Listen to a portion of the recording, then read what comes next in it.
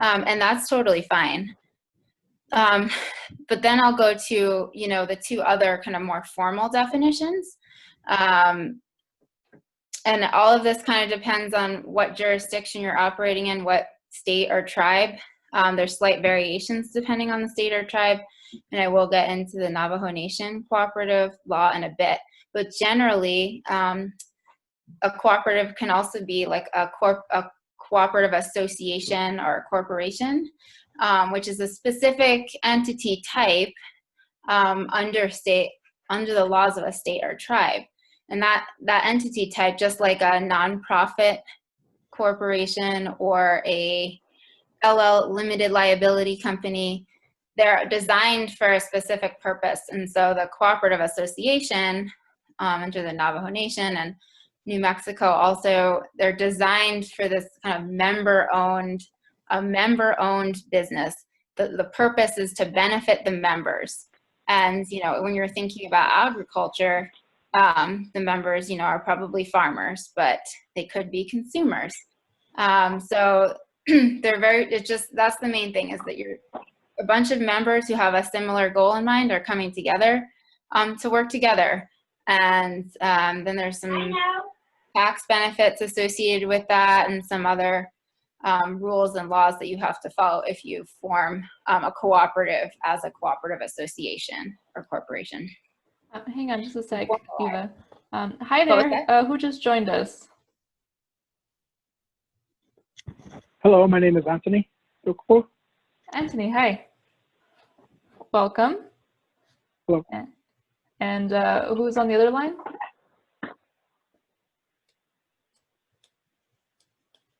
Well, they may be on mute. But welcome, Anthony. We're in the middle of the presentation. I will be recording this and sending it out to you. So you can check the slides later if you're able to, since I believe you can't see them right now. But thanks for joining us. Thank you. Okay. Thank you for offering this. Yeah. Okay, sorry, Eva, go ahead. That's fine. So then just to get to the third kind of definition of a cooperative, just to make it more confusing, the third definition would be like a formal organization, like not, you know, almost any business or organization that incorporates at the state or tribal level, like limited liability company or nonprofit corporation or regular corporation that operates on a what is called a cooperative basis. And so the cooperative basis means that you can actually benefit from you can have like some of the tax benefits associated with cooperatives, and use the word cooperative in your name, like become like a real formal cooperative, even if you're not a cooperative association and don't incorporate under that law. So it's helpful if you already have an organization, or for whatever reason, you can just start operating on a cooperative basis. And that requires three elements. One is that, these are elements that exist within the cooperative association laws as well, marketing cooperatives or agricultural cooperatives or others. One is that the profits are distributed to members or those who use the services or benefit from the services of the cooperative on the basis of something called patronage. And that just basically means their participation. So say you have an agricultural, you know, if you do make a profit, which you don't really have to, if sometimes the goal is not really to make a profit, it might just be to share resources, and there's different reasons, and I'll get into that. But if you do happen to make a profit, the profits aren't going to investors, and they're not going back into the general organization necessarily either. They're being distributed back to the members, who are the ones for whom the cooperative is formed. And then those profits, then those dividends that are distributed, the profits that are distributed are actually tax deductible to the cooperative. So that's the tax benefit. Then the second one, which is probably the most important, is the idea of one member, one vote, because democratic member control is a very key element. So that's a big difference with some nonprofits where it's like there's certain leadership, like certain board members who aren't really, you know, they're not, say there's a nonprofit to benefit farmers or something, but the actual board isn't made up of farmers. And so with this, it's like members vote for the board and they generally comprise the board. So farmers would be the ones who are controlling the organization, and there's not one person who's making all of the decisions or anything like that. It's more democratic. And the third is just if you happen to have outside investors who are not, say, for example, farmers, they can't get too much of the share of the profit. They can invest, but they can't get too much of a return, because the idea is to focus on the members. So, and these are just 7 cooperative principles, and so this goes more to, you know, they're voluntary. This is not legal at all, but these are 7 cooperative principles that have been adopted by the International Cooperative Association. And I'm not going to go through all of them, but you can take a look at the screen. I mentioned some of the key ones: democratic member control, education and training is a big one, and concern for community, member economic participation. And that basically means usually in a cooperative, it's also not exactly a charity. Like the members should contribute either some small amount of time or some small amount of labor time or a little bit of money, or like volunteer like labor to keep things going. So it's not like just one organization is like doing something for people just as a charity. It's like the members participate and make it work.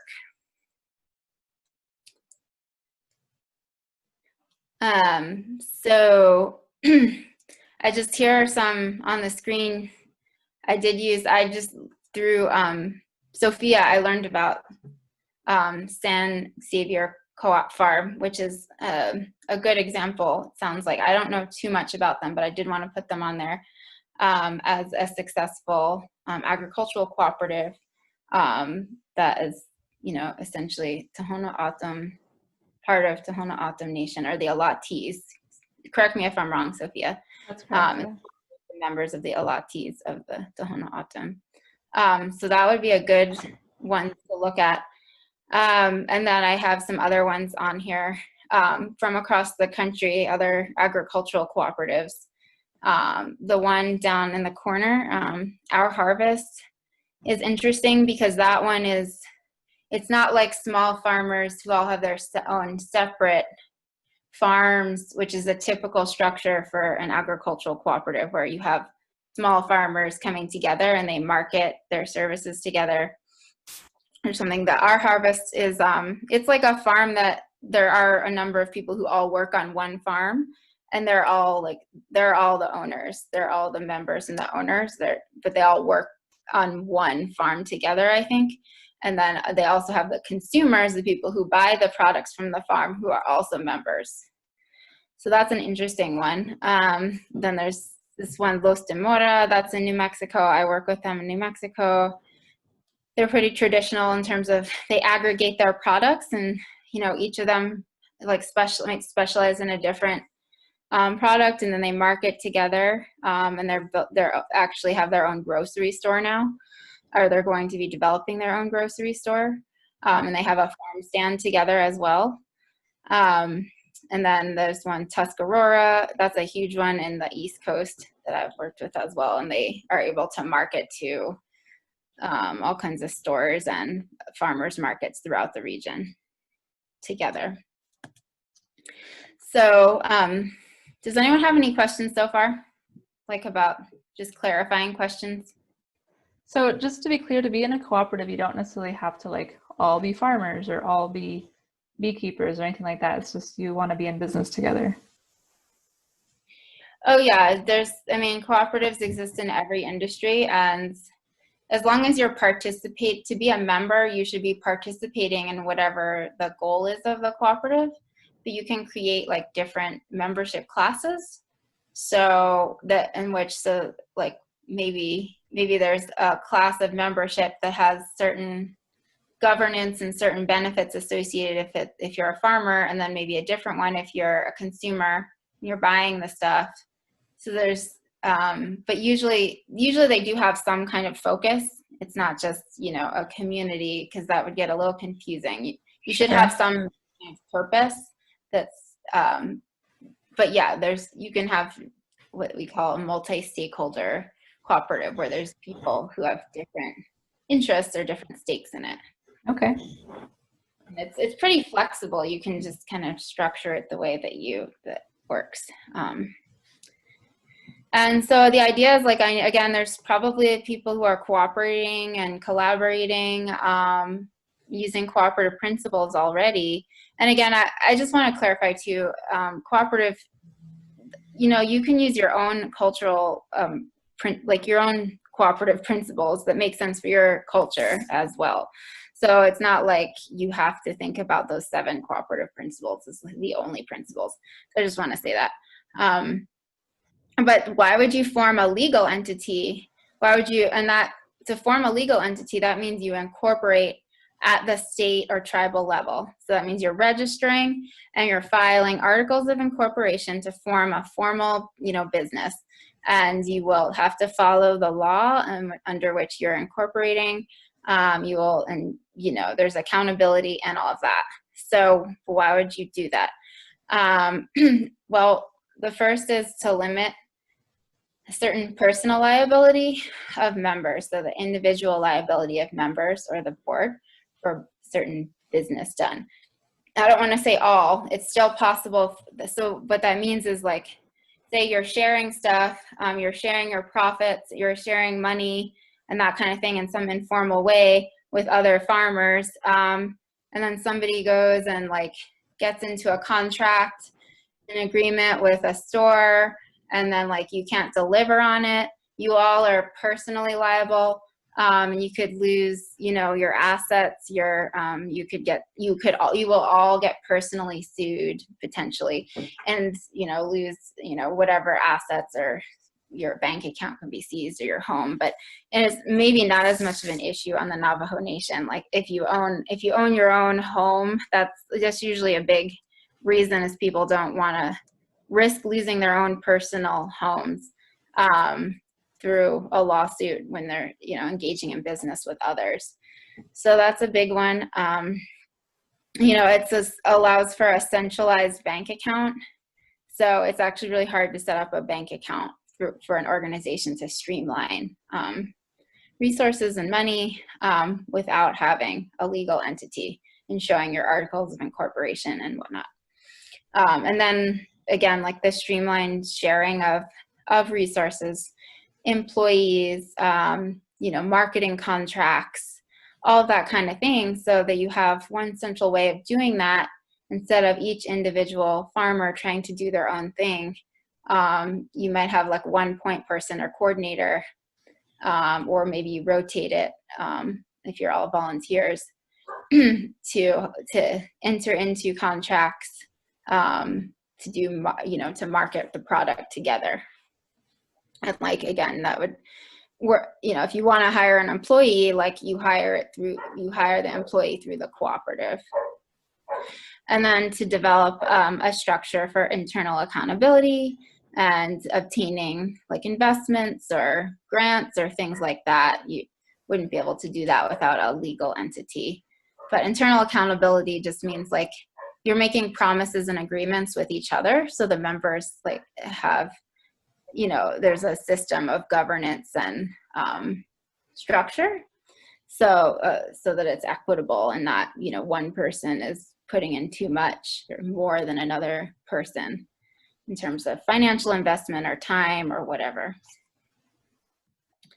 But I will say a lot of people focus on the legal, and you know, there are benefits to forming the legal entity and doing all of that, but you know, cooperatives are usually considered businesses, even if they're nonprofit, you know, considered like a sort of a form of a nonprofit. They're still businesses, and so you really want to think about, just before forming the entity, you know, what are the benefits? Like, why are you doing this? What is the reason to formalize? When you're a board director and you're forming you're really responsible for that organization outside of your own farm or whatever, you do have a legal duty to the organization. So it's responsibility for sure. So that's what I was talking about before moving forward. You know, you just want to consider, you want to go through the business planning kind of process. What, as a group, like, what are you gaining? Like, you can have your general goals, but is there a specific kind of market, or do you want to have a farm stand together and have a joint bank account? Do you want, you know, what is your business model? How are you bringing in money? How are you distributing that to the members, so that they benefit, or maybe it's some other benefits other than money? But what is working now with the informal way of working, and what's not working, and how would a cooperative improve the situation? I think really thinking about in as much detail as you can how that's all going to work before you actually form the organization, to me is important. And that's Peter Chestnut, who I work with, has worked with a lot of cooperatives all over, and that's what he always emphasizes, even though he's a lawyer as well. Working with cooperatives, us as lawyers, we actually like to de-emphasize some of the legal elements, because those are secondary to thinking about the business and financial planning and feasibility. That's kind of the last step. I mean, you want to think about the legal structure, but actually forming it, the legal structure, is towards the end of the process. So these are some steps to forming a cooperative that we would recommend. There's no, I've worked with cooperatives not just as a lawyer, but just kind of as a cooperative developer as well, and seeing what's worked and what hasn't worked. And so we definitely recommend thinking through some of these things. You know, you don't want to spend too many years thinking through this, but you do want to think through some of these elements. And so the first one, you know, would be, I think leadership is really important, and having more than one leader is just essential to a cooperative, because the whole point is it's different people are, you know, different. Small businesses can be members. It doesn't have to be like one person. It could be existing small businesses that are coming together, or families or something. But you want to have some leaders who will be the initial members and the initial board members, and who can then go through this process to develop purpose, mission, goals, engage in planning. So more than like one or two people, you know, we recommend 5. In fact, you need 5 to actually form a formalized cooperative association. And then, you know, go into like, what is your purpose, mission, goals generally, and then thinking more specifically, engaging in business and financial planning, feasibility. Like, you don't have to do a formal feasibility study unless you're doing something really big and maybe need a big loan or something. But yeah, really going through that process of thinking through how it's going to work, how it's really going to benefit members in the community, how it's going to be financially sustainable to meet goals. And then you want to plan out like the resources. So how is the money, if you want to do something together, like how is the money going to come in? Where is it going to come from? Will it come from the members? And, you know, members might be farmers and or consumers. Will it come from some other people who are, you know, grants, which gets tricky, and I'll get into that. Will it come from, like, I don't know, where will it come from? And then you think about forming a legal entity, an incorporation, and like what structure makes the most sense, and some of the tax issues. And then you actually go ahead and draft your articles of incorporation and bylaws, or other governance documents, and like actually register.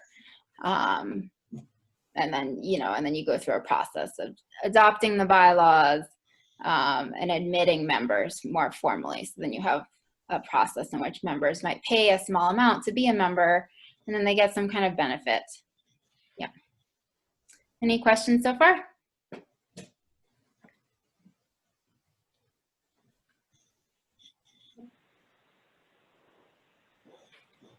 Okay, this is. Am I unmuted?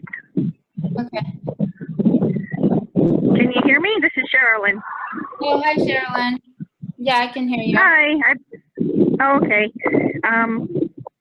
So I do have a question, or maybe just a comment. So if I have been able to find somebody who would go through a process of like how to become a co-op, and so there's a training that I possibly could have another group help us.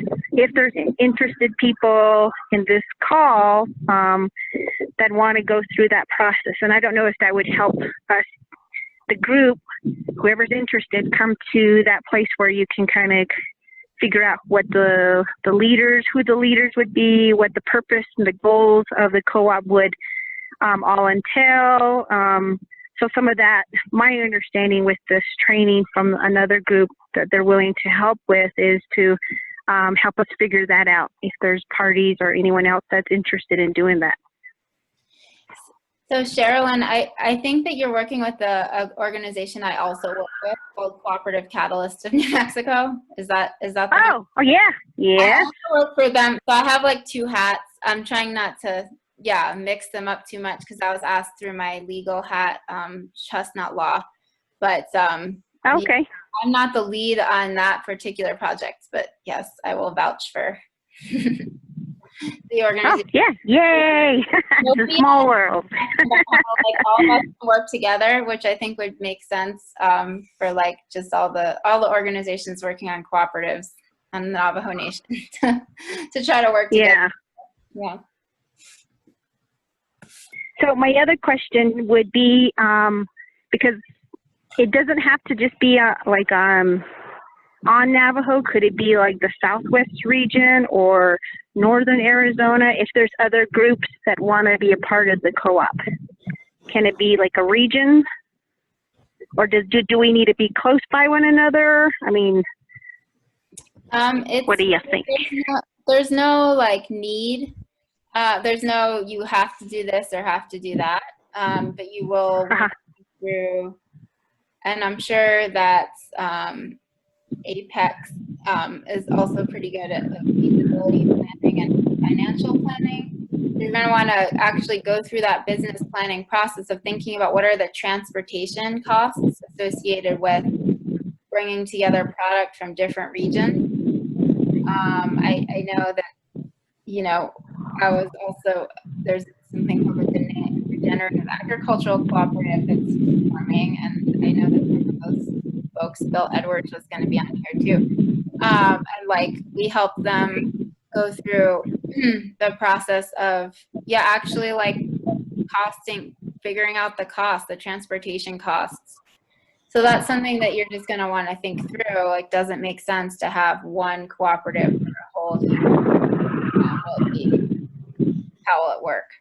So it's not like you have, there's no you have to do this or you have to do that. You can, there might be a few like legal issues with some of the regulatory USDA kind of related regulatory issues with processing of food, if that's an element of it, with interstate, interstate, intertribal, tribe and state, like all that stuff. So it's something to think about. There's no like you have to do this or you have to do that. Okay. All right. Thank you for that. Thank you for clarification. Any other questions? I can't see the time right now. It is 1:40. Okay. Peter, I'm wondering if Peter is having trouble getting on. I think he's here. Oh, he is? But I can't hear Are you on mute, Peter?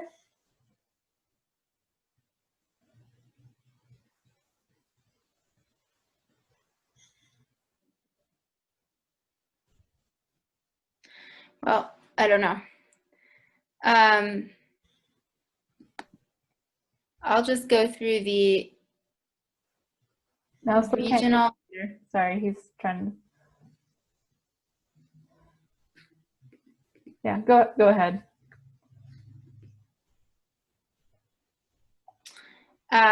So I just want to lay out a little bit about the Navajo Nation Agricultural Marketing Cooperative Statute. So again, this is one way to form a cooperative.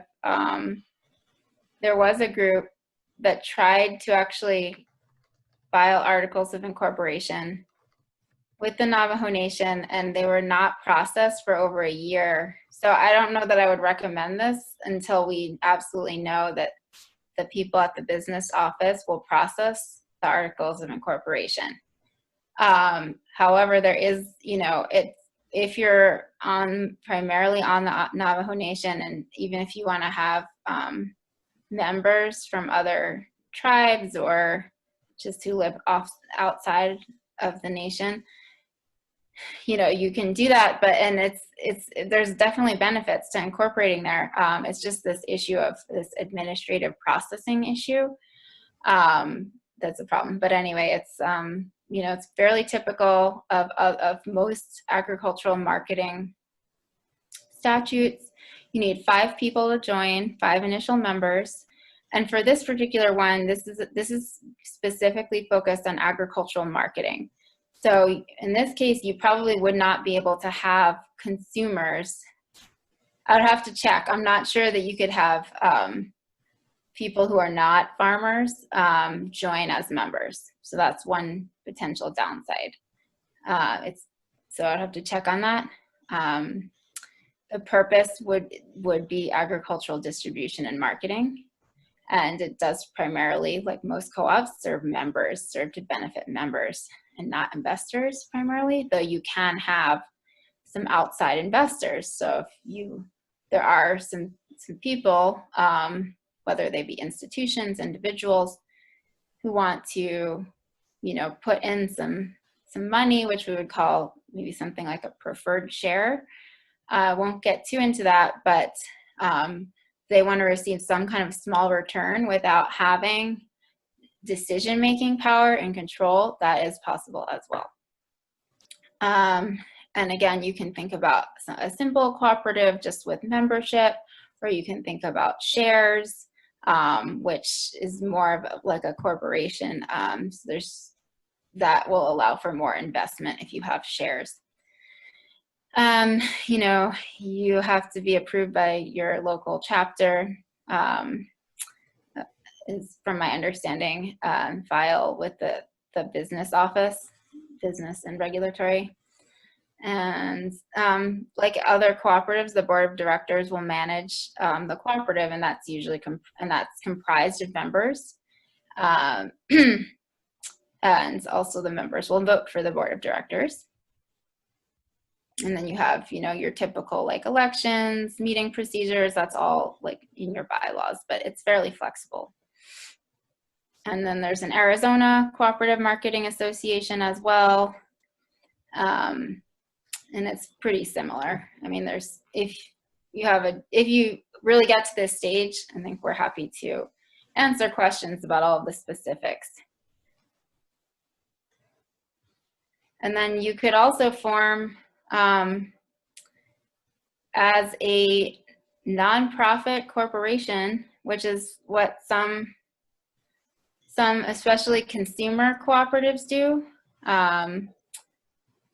So say you're not really interested in distributing profit, for example, with the co-op association or co-op marketing association, if you do have profit, it gets distributed on the basis of patronage, which means the use or the participation of the members. With a nonprofit, there's no distributions.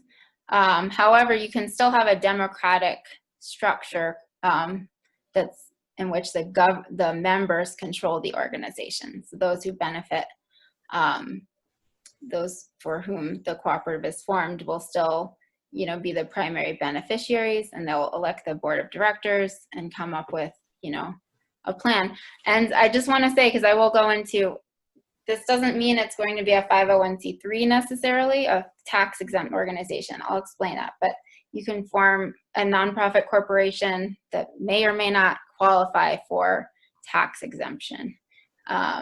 If you're not making a lot of profit, you won't be paying a lot of federal income tax anyway. Any other questions on that? You could, you know, some groups form as limited liability companies. There's a way to do that. I wouldn't say it's the best option for farmers. Benefit corporation, there's, I guess, some benefits to that, because you can get a special certification, or sometimes people just like that idea that it's a benefit corporation. They're held to certain standards. And then just a regular corporation, and you can structure it again as a cooperative, so you can have those main elements of democratic control, profits, if there are any profits, distributed to members, and yeah. So for a nonprofit cooperative, I guess it would depend on, like, you know, grants are generally for nonprofits, but I guess it would depend on the person funding the program, whether or not one of these nonprofits would count if they're not technically a 501c3, right? Okay, I'm just going to get into that. I just want to say, because I know Peter has limited time. Peter, are you on? I'm here. Can you hear me? Yes. Now we can hear you. Okay. Does Peter is he has limited time, and he is an expert in tribal law and cooperatives. So if anyone has any like questions, I want to take advantage of his time before we get into the 501c3 stuff, which I can explain. Does anyone have any questions? I would say particularly related to the intersection between tribal law and cooperatives. This is Cheryl, and I do have a question. Okay. Do you know how long it would usually take to have that process get approved? I'm just kind of wondering, like, a time frame. Which process are you talking about?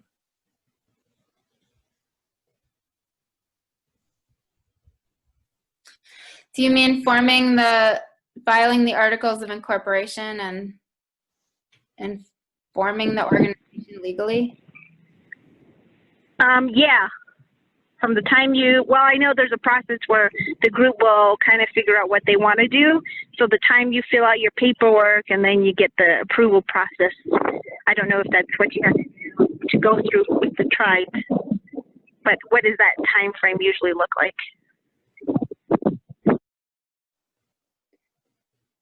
I can answer.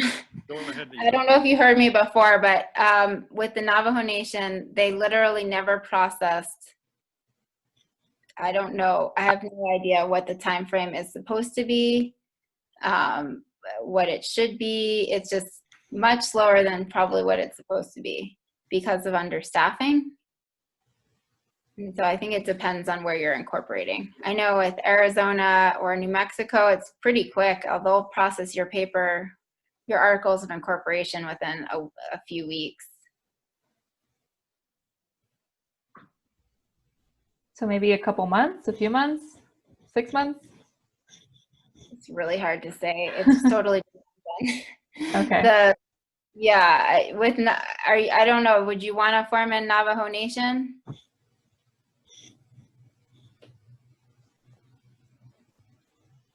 Sherilyn? Yes.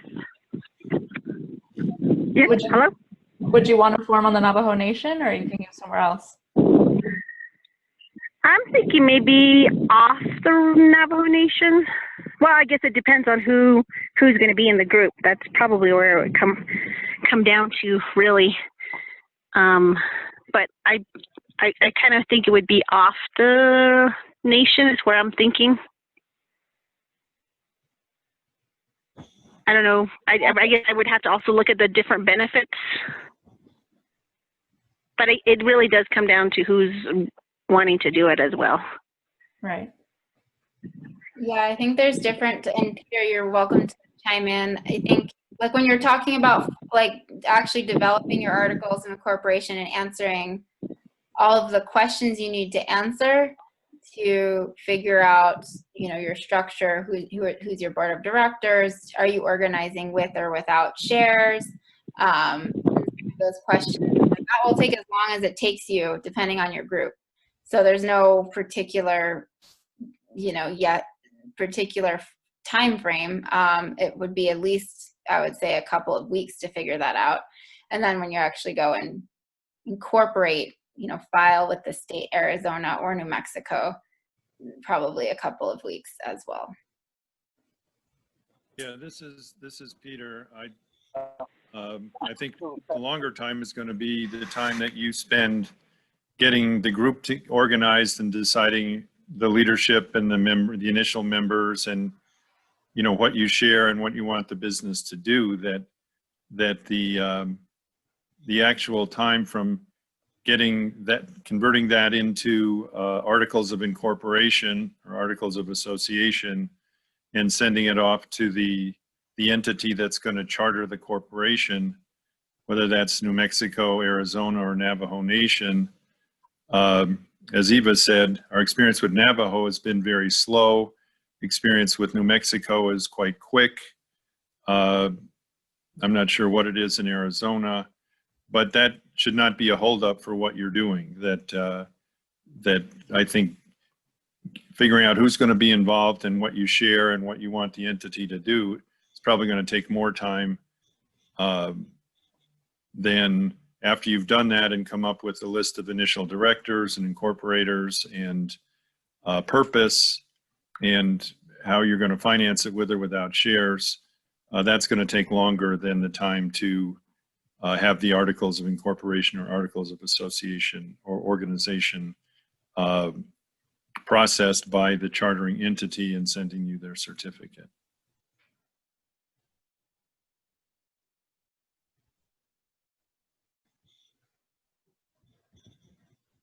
For the individual cooperatives with the bylaws and the articles of incorporation, can they decide like what is required by the state or the Navajo Nation in terms of like, you know, this is what you have to do as a cooperative, like you have to give people this much money or it has to be organized this way, or is it very flexible and cooperatives can kind of decide that for themselves in their articles?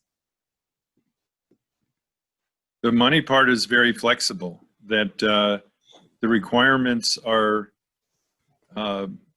using New Mexico Cooperative Association as perhaps more restrictive than some other forms. But there, you know, who are the 5 incorporators? Who are the 5 directors? Are you organized with or without shares? If you have shares, what's their par value? How many of them are there? Are there classes of shares? But there's no requirement for any of that. The requirements are, you know, these names and who's going to be the registered agent. But the whole financing piece is very flexible for the people that are creating the entity. Yeah, hi, this is Kara. I just wanted to chime in. So possibly one benefit that I could see of incorporating with Navajo Nation is possibly if we get a large enough group and a large enough produce that we could benefit from the native, from being Navajo preference if we were to sell to like Bashas' or any of the local grocery stores. I mean, does that even matter where you file your paperwork? I don't know the answer for that for sure. I think in terms of general Indian preference, it has more to do with who is a majority of owners, Indian people, is it controlled by Indian people? And I don't know Navajo preference law to know where you're incorporated makes a difference. But I think the bigger part is it a Navajo are Navajo people owning and controlling the entity. But we'd have to look into that if that's, you know, part of your business plan, then we'd have to do research to be able to answer that specifically. Okay, okay. Thank you.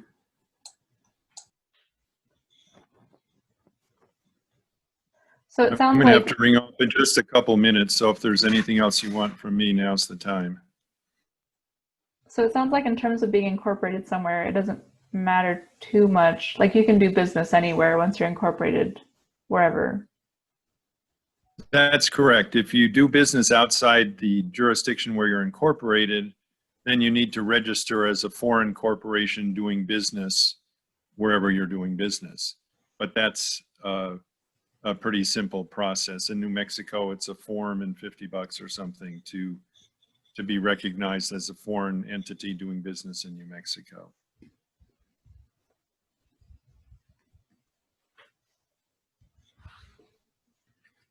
Great.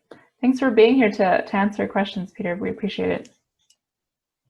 Okay, sorry I have to run, but I got something else I've got to get on to. So Eva's done a nice job preparing these slides, and we work together closely. So if there's anything that we need to follow up on, just let her know and we can get back to you. But hopefully she'll answer most of your questions with the materials that she's provided. And, you know, we wish the people who are thinking about organizing well and hope we can facilitate that any way we can.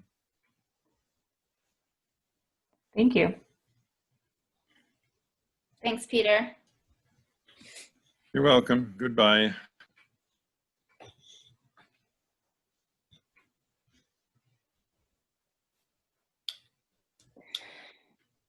All right, so I'm just gonna finish up with, this is a big, there's a couple other slides, but a big question that comes up is around 501c3 tax exemption. Cooperatives, you know, typically there's a very particular tax system for cooperatives. It's called, and it's the second bullet point down there. It's called Subchapter T of the IRS. And by the way, all even cooperatives, you know, formed on tribal land or comprised entirely of tribal members need to pay federal. The entity needs to pay federal income tax, not state, though, as I'm sure you all know. But Subchapter T, it's, you know, it's not total tax exemption. But there are tax benefits to the typical type of cooperative taxation. Tax is very confusing because depending on what you do and like what's in your bylaws, you could qualify for a number of different types of tax status. And so the default, like you said, is with cooperatives. And so you pay tax as a corporation, like on the entity level. So if there's any profit, so yeah, basically in a regular corporation, you would pay taxes on basically on the profit, like the net income. If you're not making a lot of money, you're probably not going to pay a lot of income tax. So if your expenses you're operating at cost and your expenses and your income are relatively equal, you won't pay much tax anyway. But if you do generate a fair amount of profit in a cooperative, you can distribute that profit to the members, and then that's a tax deduction to the cooperative. And so, so then you won't be, you know, paying tax on whatever is distributed to the members. And then of course that's a benefit to them as well, because they get some extra money. So that's kind of the benefit of cooperative taxation. Most cooperatives, you know, say they're operating not in a very low income community or something like that, would not qualify for 501c3 tax exemption because they're kind of just like regular corporations with a slightly different structure. But 501c3 tax exempt organizations need to have some kind of charitable purpose, and that's just really key. Charitable and educational, and there's some other categories, but charitable is the key one. And they need to kind of have a public purpose, which means they shouldn't benefit specific individuals. And cooperatives are formed to benefit their members, right? So they're not anyone can join. I mean, you should have a process in which like you become a member, right? You might pay a little bit, you might do a little bit of something, and you become a member.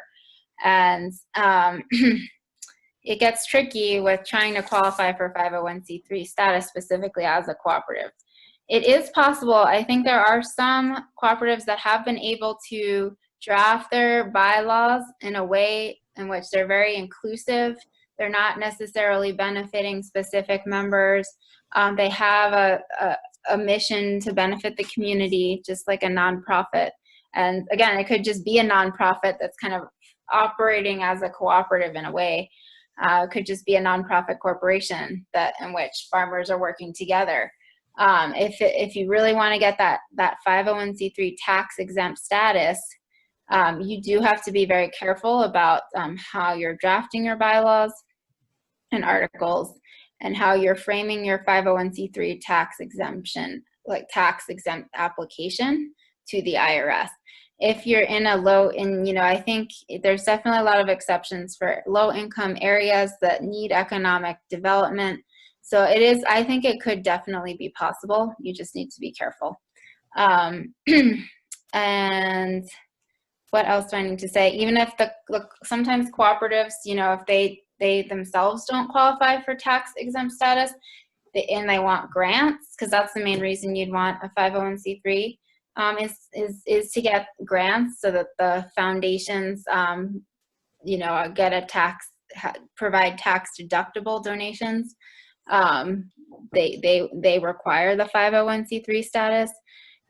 So if you want to try to get a grant as a cooperative, you can either have your own separate, you can have a separate nonprofit 501c3 just for grants, and then you work together with the cooperative, or you could have a fiscal sponsor, which means that the grants go through an existing 501c3 nonprofit organization, and then like they kind of funnel the money to the cooperative for the specific purpose of the grant.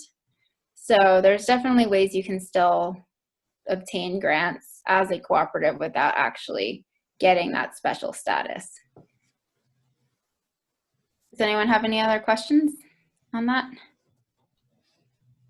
How hard is it to, for instance, if you have your cooperative set up and you wanted to set up a foundation, is that a lot of extra resources and money that you have to spend? Like, are there fees associated with that? Like, how does that work? Like a nonprofit, I mean, you call it you mean you want to set up a separate nonprofit 501c3 that you might call a foundation? Right, right. Okay. I know what you're talking about. The foundation is just used sometimes to distinguish the cooperative from if it's a foundation, it might mean it's a 501c3 nonprofit. It depends on a lot of factors and how complex you want the organization to be and the structure. If you just kind of want like a basic, it's hard to explain, but if it's just like a simple board and you don't want to have a lot of nuanced issues with governance, and it's basically just a way to get grants, it shouldn't take very long. If you make under $50,000 per year, you qualify for a very quick, streamlined process for the 501c3 tax exemption. So you have to kind of estimate you can't expect more than $50,000 a year. So it's this weird thing where, if you don't have a grant like committed already for $50,000 a year, you could qualify for that streamlined, quick process in which the application is much easier and it will take a few weeks to be processed. If you have some sort of grant committed already, and you like really expect a lot of money to come in, then it's a much longer process. So, right. That makes sense. So I'm just trying to understand if if this is a small cooperative with 5 farmers who are already running their farms and doing everything, and they wanted to start a nonprofit to be able to apply for grants, would it be feasible for them to be able to do that? Like, as human beings have to sleep and, you know, do other things, it wouldn't be too much extra work if they keep it simple? If they want to, you know, if it's really important that for them to get grants, I mean, I think you'd want to think about like how likely is it for them to get grants and be able to manage those grants. Right. Yeah, I don't think it's necessarily it's not too hard to actually form. It's just really thinking about the logistics of how things work, regardless of whether it's a nonprofit with 501c3 status or just a regular cooperative. I think the most important thing is not how long it takes to form the organization and get that tax status, but it's more of the operational and financial issues, I would say, that need to be thought through a lot more. Because you can form the organization, but I mean, you do go through, it's not, you know, it definitely will take a number of hours. You have to figure some things out. You need your board of directors that's willing to commit to do the work. If you can't afford employees to do that, you know, if you don't have a lot of investment, like the board of directors is usually a working board, whether it's a nonprofit, 501c3 or a cooperative. Like, I think the main thing is it's a lot of, it's coordination work, right? And it's responsibility, having to meet and figure out a lot of stuff, to put it lightly. So, you know, you don't want to just like put a bunch of people on paper, like who are the board of directors who don't actually meet or aren't kind of committed to doing the work to figure things out, because they are legally responsible for the organization. And yeah, so to me, that's more important than the actual like drafting your articles of incorporation and bylaws and then filing for that status. Great, thanks. Sure.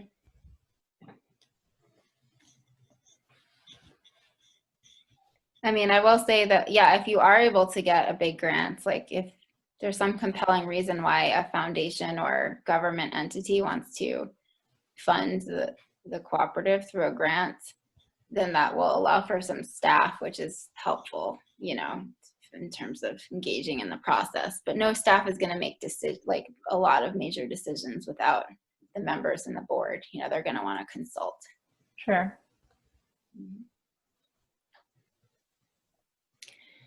These are just some decisions to make if you do get to the point of drafting bylaws. You know, you're gonna want to figure out your initial number of members and board, whether you want shares or no shares. And again, this is more for a traditional cooperative, not a nonprofit. If you're going that, not a nonprofit that's seeking to be a 501c3. A traditional cooperative is more like a regular business. And they're not relying on grants as much as member contributions and investments and things. Thinking about governance and decision making, there's different questions about how decisions are made. Is it just the board, or is it a larger group of members as well as the board? Yeah. Other legal, and these are like not just legal considerations, but practical kinds of considerations, is thinking about, you know, how are you, and this is where the operations come into place. How is the cooperative going to work? Is it something where the farmers are going to have contracts, marketing contracts with the cooperative? And this is how a traditional agricultural cooperative would work, is that the cooperative somehow is able to have enough money to have like a manager, and that manager will handle the contracts with the members, the farmer members of the cooperative. And so they will like purchase product from the farmer members and then resell it, right, to some market or some store. And so that's, you know, is there some kind of promise that's made? Do they agree to purchase a certain amount per year? And how does that work on a rotating system? Or, you know, just thinking through all of those issues of you know, there's how the product for agricultural cooperatives goes through the cooperative, like, right? And so what is the pricing like? What's the markup? If it's something more where it's like more volunteer run, then you have to think about, yeah, the system is who's doing what in terms of coordination. So the farmer is not just you know, creating the, like, obviously if the farmer is part of the cooperative and you don't have hired staff, they're going to have to play a role in, you know, engaging with, in helping to run the farm stand if that's what you're trying to do, or selling the products in an aggregated way to some sort of store. And so that might be like volunteer work then. So those are kind of like a lot of operational. It seems like it's just operational, but really it's the bulk of, I think the bulk of cooperative development is kind of figuring out some of those details, because it can get tricky. Management and staffing, are people compensated for their time? How? And if so, where's like the money coming from? Yeah. And there's, you know, and then there's all kinds of other legal issues when you're talking about employment and bringing in investments other than kind of, well, any investments, but particularly like non-grant investments. So people who are looking for a return or loans. Yeah. So those are our email addresses at the law office, including mine. Great. Does anyone else have any other questions?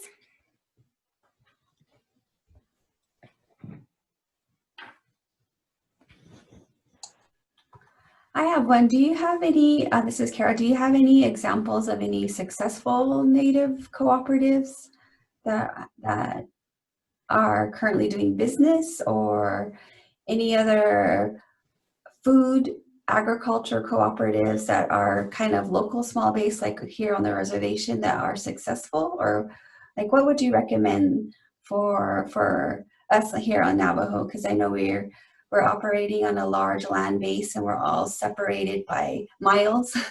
And I just want to know if there is an example of indigenous cooperative that's successfully running. Actually, Sophia, I mean, I feel like you know San Xavier Cooperative Farm a little bit better than I do. Do you want to describe that one? Sure. Yeah, the San Javier Farm is definitely a successful cooperative. The thing about it, though, it is very, the reason it's a cooperative is because it's using land that belongs to allottees, which is all in that same place. So geographically, it's all they're all right there. So in terms of cooperatives that work kind of more at a distance, we worked with some livestock associations on the Tohono Nation. And as you can imagine, that can be a decent amount of land between people. But that seems to work pretty well for them in terms of sharing resources and kind of working together to raise their cattle and kind of market their cattle. So those are the two examples that I can think of, you know, successful indigenous cooperatives. Yeah, there's a whole work. I can send you all after this. There's a book, there's a whole kind of resource on indigenous cooperatives, and there's some examples from across the country that you can look at there as well. And I know 14R Ranch on the Navajo Nation is kind of a cooperative. I don't know if anyone's familiar with them. So it's similar. It's also a ranching cattle cooperative. You know, they're kind of more of they don't necessarily operate. Oh, there's kind of one person who runs it, which makes it a little bit less of a traditional cooperative with the kind of democratic element. So if that's important, I don't know if I would look to that model, but I think it works in terms of getting, you know, benefiting the farmers or the ranchers. Okay, and my next question is, like, what are the benefits of going forward? Because this is a lot of work and a lot of investment on our, let's say that my husband and I are interested in moving forward, working with Sherilyn, because I know she invited us to be a part of this. But you know, what are the benefits of putting in all the work right now and forming a cooperative rather than just doing it informally like it's being done right now? It kind of depends on what your goals are. So if if you're willing to, if you're willing to put in the work and you have a particular market in mind that doesn't want, some kind of store that doesn't want to have to work individually with farmers, or for some reason an organization is not running a farm stand or a grocery store that's benefiting you, and you all want to do it together. I think there can be benefits, but you really have to think through the business planning. And so I think it really depends on who's a member, who's committed and willing to put in the work and think through how it's going to work. I think especially financially, because the financial piece ends up being the holdup often, or the system of kind of coordination if you're relying on kind of volunteer systems. So it's hard to say. I mean, really kind of depends on your circumstances and the level of commitment and interest and goals of the particular farmer. So, yeah, I mean, I know, for example, my colleague at Cooperative Catalyst, she's a flower farmer, and they're working specifically on having like a wholesale market for flowers, but that's in Albuquerque, which is a small, it's a city that only has so many miles, and so they're all going to bring their flowers to this wholesale market, and then like the florist will shop there in one place. So that's kind of an example of how it could work. So if people are willing to drive distances, or you can somehow create a financial model that makes it beneficial to aggregate the product, I think it can be worth it for sure. It's a question of being committed to thinking through those options. I think Cooperatives are definitely trendy now, so there are, I think, organizations interested in funding them and like investing in them and that kind of thing. They just need to see a good plan. I think that the aggregation can be a big benefit to farmers, especially, right? Because you can market your produce on a larger scale and really approach stores or markets that maybe wouldn't, like Eva was saying, wouldn't necessarily want to engage with a small grower. So there's, you essentially can scale up your market without having to actually scale up your production. It opens up a lot more potential. I'm sorry, Carrie, did you want to say something else? I feel like I keep interrupting you. No, I just have my mind just going, like trying to wrap my head around what was being presented and how, like what is our part in it. And I'm still trying to understand. I'm familiar with cooperatives, like with Los Mananitos in Albuquerque, and then all the cool little shops that have, organic, fresh foods, but I've never really thought that there was a farmers cooperative. Because growing up on the res, growing up in Shiprock, I always had farmers who just sold on the side of the road. But when you go towards Farmington, you have these little farm stands where they had more produce and more variety. And now that I'm kind of thinking, maybe they had some sort of cooperative that they were able to provide more produce at a more affordable price. So is that going to be our goal if we do this? If there is one that comes to fruition on the Navajo Nation, is the whole goal to provide fresh food at affordable prices to all the Navajo Nation, or just create a local Navajo Nation local produce store that's kind of like a chain, like Burger King or something? I'm just trying to understand, what all this is, I guess. Well, I think it's really as far as your imagination can take you, because like Eva was saying, these cooperatives can be very flexible, and as long as everyone's working towards the same goal, people are able to participate. So maybe having a storefront is something that the cooperative wants. Maybe not. I think it ends up being a very kind of personal decision on everybody that's involved and what they want to do. Is that right, Eva? Yeah. It's like going through a process of visioning and planning, and then getting into the weeds of how it's going to work and trying to map out the finances. But if you really, if you want to get creative and you're committed, I think it's definitely worth going through that. I will say like Los de Mora, again, it's more of a small community, but they don't really have much of a budget. I mean, they're they're a pretty small operation, and they have been able to come together, this community in New Mexico, where it's a total food desert. And they are about to start a farm. They've already have like a farm stand, and they're about to lease like a space for a grocery store. And this is a farmer-owned cooperative. And so I know you're thinking of La Montanita in Albuquerque, which is consumer-owned, and it gets overwhelming. I mean, Peter's on the board of La Montanita, and he, so he can deal with that high-level scale, and it can happen. But you can also think on a much smaller scale, like Los de Mora, or some of these smaller ones that are on the slide here. It can start small and get bigger. So that's another way to think about it, just having a farm stand together. And again, like forming a legal entity, again, might be beneficial just for the purposes of having a joint bank account. You definitely got to think about the responsibility associated with forming a cooperative and the structure, but having like a, kind of some of these shared resources that can be handled through a joint bank account and some joint contracts and things like that can be beneficial. I know for some of the livestock associations we worked with, one of the things that they focus on is improving their infrastructure. So paying for fences, making sure that people have places to put their cattle, like all the right stuff is out there.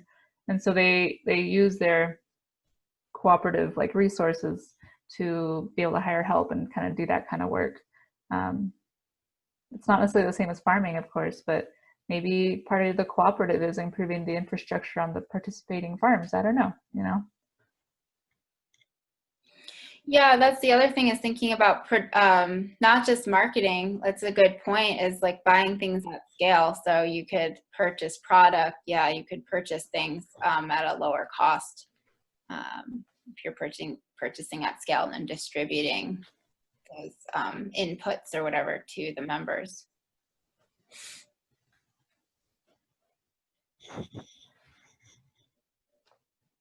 So how involved do members have to be? Is that something that is also very much just depending on the cooperative? Well, at the minimum, members, they vote for the board of directors. And so it depends on what you're talking about. You definitely need at least 5 people on the board of directors who, when you're starting off, should be an involved working board, until you can hire more staff to work on the day-to-day. But so I would say having a group of, at the very minimum, 3, but I would highly recommend 5 people who are willing to put in a fair amount of time. And then other members, you would hope that they would step up into leadership, be on the board, which is going to be more involved. If you're just a passive member and you're not on the board, there's structures that want those members to be involved and they encourage involvement. There's others that where they just vote, once a year on some really major decisions. Right. So again, it really depends, but it's really, cooperatives, in my opinion, they really don't work if it's only like one person who wants to put in the time. So I really wouldn't recommend it if that's what you're going for. Does anybody else have any other questions?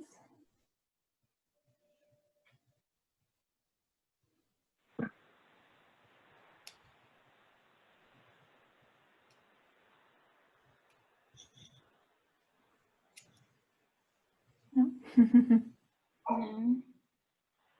I hope you all, I'll send out some resources to inspire you a bit, to provide some additional existing case studies and models. That's helpful. I encourage you. I know it seems like there's a lot of barriers, but I think if you're committed and can dream and also think on a large and small scale in a way, think about details, but also big vision, they can definitely work. Yeah, and I can see some pros in joining a cooperative or forming one, especially an agriculture one, where we could buy large equipment, you know, share the larger equipment, share seeds or labor, or being able to present our product in a more collaborative effort, I guess, in saying that we're a working group of people who are passionate and we're involved and we're serious, so we're reliable. But thank you for providing the information, because this is something new to me. Thanks for attending. Sherilyn, Anthony, any last comments or questions?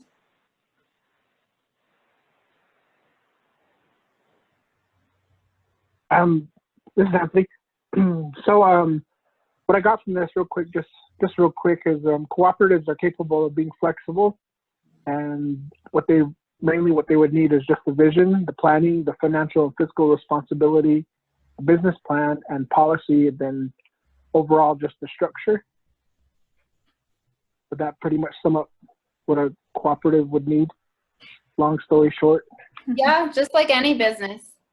It's like thinking about any Okay. kind of business, except you're thinking about a bit more like you're thinking about the group's interests, right? Yeah. You're thinking about Yes. your own. So yeah, that's exactly right. Oh. Okay. All right. Cool. All right. I was just trying to clarify for myself here. No I know worries. it's a lot. Sorry. Cooperatives. Yeah. I'm a lawyer, Oh, so I no. the legal stuff. But yeah, you summed it up well. You summed it up well. Okie dokie. Cool. Thank you for providing this for us. Very interesting. My Yeah. wife is Kara, and yeah, we like to think outside the box. No That's great. boundaries. Yeah. Yeah, well, thank you guys for attending. Eva, if you could just hang on for a second.